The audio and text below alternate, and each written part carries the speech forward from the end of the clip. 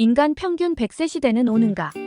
강석기 2011년 9월 20세기 초 기대 수명이 낮았던 이유는 유아 사망률이 워낙 높고 인플루엔자 같은 전염병으로 젊은 사람들이 한꺼번에 죽는 일들이 종종 벌어졌기 때문입니다. 그러나 항생제나 백신 같은 의약품과 의료수단이 급속히 발전하면서 요절하는 비율이 급격히 떨어졌습니다. 그렇더라도 적어도 선진국에서는 20년에서 30년 전에는 기대 수명 곡선이 평평해져야 했을 텐데 여전히 올라가고 있습니다. 우리나라만 해도 80대 노인들을 쉽게 만날 수 있고 90대도 어렵잖게 마주치고는 합니다. 얼마 전에는 시어머니가 98세에 돌아가셔서 호상을 치렀다는 얘기를 주변에서 들은 적도 있습니다. TV에서는 100세가 넘는 분들을 찾아가 그 비결을 알아보는 프로그램을 방영하기도 합니다.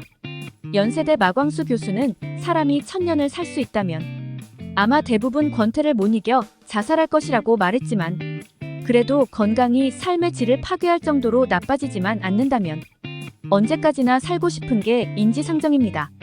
그렇다면 기대 수명 곡선이 꾸준히 상승 곡선을 그린다는 건 이런 소망이 현실이 될 수도 있다는 얘기 아닐까요? 결론부터 말하자면 인간은 영생불멸할 수 있는 존재가 아닙니다. 기대 수명 곡선이 올라가고 있다고는 하지만 고작 110년 분량의 데이터에 불과합니다. 현생 인류인 호모사피엔스만 놓고 봐도 인류의 역사는 20만 년 가까이 됩니다. 아마 수십 년, 수백 년 뒤에는 곡선의 오름세가 멈추지 않을까요? 그때의 평균 수명을 예상할 수는 없지만요. 우리가 영생을 할 수 없는 건 인류가 그렇게 진화했기 때문입니다. 진화론을 믿지 않는 사람들은 동의하지 않겠지만 많은 증거들은 60조개의 세포로 이루어진 사람도 결국은 수십억 년 전에 나타난 단세포 생물체에서 출발했음을 보여줍니다. 그런데 흥미로운 사실은 정작 단세포 생물은 영생을 한다는 것입니다. 세포 하나가 두 개로 쪼개지는 식으로 증식하기 때문에 언제나 청춘입니다.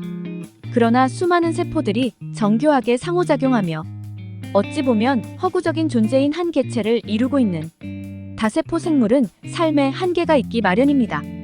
정교한 상호작용이 결함없이 무한정 반복될 수는 없기 때문입니다. 우리가 죽음이라고 부르는 것 역시 세포의 집합체인 개체의 죽음을 의미합니다. 흥미롭게도 박테리아 같은 단세포 생물도 때에 따라서는 서로 뭉쳐 일시적으로 다세포 개체를 형성하는 경우가 있습니다. 그렇다면 이런 세포 덩어리도 하나의 생명체라고 할 수 있을까요? 주변 환경이 바뀌면 세포들이 다시 흩어져 제 갈 길을 가는데 이를 두고 덩어리 생명체가 죽었다고 보기에는 곤란합니다. 물론 고등생물을 이루는 세포 하나하나는 정해진 일만 하도록 분화가 돼 있기 때문에 개체가 죽으면 함께 죽을 수밖에 없습니다. 의사가 운명하셨습니다 라는 선고를 내려도 사망자의 개별 세포는 한동안 살아있는 것처럼요. 물론 우리 몸에도 영생을 할 수 있는 세포가 있습니다. 바로 정자나 난자 같은 생식세포입니다. 이들 다수는 죽을 운명이지만 남녀의 교접으로 만난 정자와 난자는 수정란을 이뤄 서로의 유전자를 반반씩 합쳐 새로운 생명으로 태어납니다. 사람들이 자신의 친자식에 집착하는 건 이런 영생의 소망이 아닐까요? 장수를 하다 특별한 병 없이 사망하면 우리는 노환으로 돌아가셨다고 말합니다. 죽음의 원인이 노화라는 말입니다. 비과학적인 말 같지만 실제로 오늘날 사망의 주된 원인이 바로 노화 과정 그 자체입니다. 따라서 수명을 이해하려면 먼저 노화를 알아야 합니다. 일요일 하루 종일 집 안에서 뒹굴며 TV 앞에 앉아 있는 사람은 주차해놓은 자동차처럼 몸을 전혀 쓰지 않았기 때문에 몸이 닳거나 손상되지 않았을 거라고 생각할 수 있겠지만 진실은 전혀 다릅니다. 우리가 숨쉬기 운동만 할지라도 심장은 하루에 거의 10만 회나 움직입니다. 혈액은 쉴 새 없이 혈관을 돌며 온몸 구석구석의 세포에 산소를 전달하고 세포에 있는 미토콘드리아라는 기관에서는 산소로 포도당을 태워 에너지를 만들어냅니다. 한마디로 우리 몸은 하루에 1초도 쉬지 않고 매일 돌아가는 화학공장인 셈입니다. 공장 굴뚝에서 매연을 뿜어대고 폐수를 내보내듯이 이 과정에서 적지 않은 독성 물질들이 만들어지고 세포가 조금씩 손상을 받게 됩니다. 때로는 유전물질인 DNA에 돌연변이가 생길 수도 있고 염증 유발물질이 나오기도 합니다. 물에 젖은 종이는 말라도 처음 모습을 되찾을 수 없듯이 우리 몸에는 이런 손상을 복구하는 시스템이 있지만 완벽하지는 않습니다. 그런데 과학자들은 인체의 복구 시스템이 좀 더 효율적일 수도 있었을 거라는 사실을 발견했습니다. 그랬다면 우리는 지금보다 더 젊게 오래 살 수도 있었을 것입니다. 그런데 왜 인류의 진화 경로는 이런 최선의 길을 밟지 않았을까요? 1900년의 평균 기대 수명 30세에서 알 수 있듯이 사실 인류 대다수가 늙어 죽는 건 최근의 현상입니다. 인류 역사에서 노화를 겪는다는 건 예외적인 현상이었습니다. 따라서 다른 생물처럼 사람 역시 자손을 퍼뜨리는, 즉 종을 유지하는데 자원을 투자하는 방향으로 진화가 진행될 수밖에 없었습니다.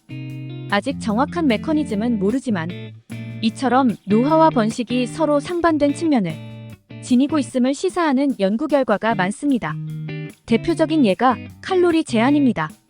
쥐나 원숭이를 포함해 많은 동물들은 섭취하는 칼로리를 줄이면 수명이 확 늘어납니다. 이런 연구 결과가 발표될 때마다 매스컴은 오래 살려면 적게 먹으라며 목소리를 높입니다.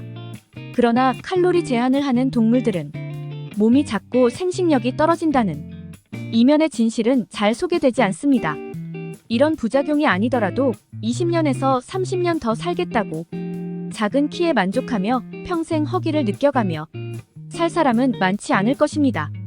노화는 총체적 현상이고 그 양상이 매우 복잡하기 때문에 지금의 과학 수준으로는 인류가 노화를 늦추는 방법이 없습니다. 그럼에도 미래에는 그럴 수도 있음을 예감케 하는 이론이나 아이디어는 여러 개가 나와 있었습니다. 예를 들어 우리 몸은 세포가 손상을 입을 경우 스스로 죽게 하는 프로그램을 가동시키는데 만일 손상된 세포를 회복시키는 약물이 있다면 세포는 죽음을 택하지 않을 것입니다. 또 세포가 늙어 더 이상 세포 분열을 하지 않는 것도 노화의 원인인데 이런 세포가 다시 분열할 수 있게 유도하는 약물이 있다면 노화 지연에 기여할 것입니다.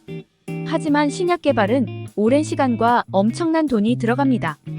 따라서 아직 아이디어 단계인 노화 지연 약물이 나오려면 앞으로 수십 년의 세월은 걸릴 것입니다.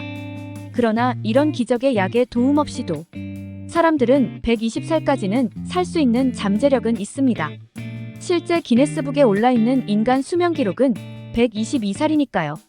이상 인간 평균 100세 시대는 오는가에 대해서 알아보았습니다.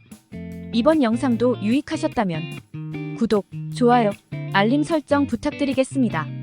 오늘도 오전에는 건강을, 오후에는 부를 얻는 하루 보내세요. 감사합니다.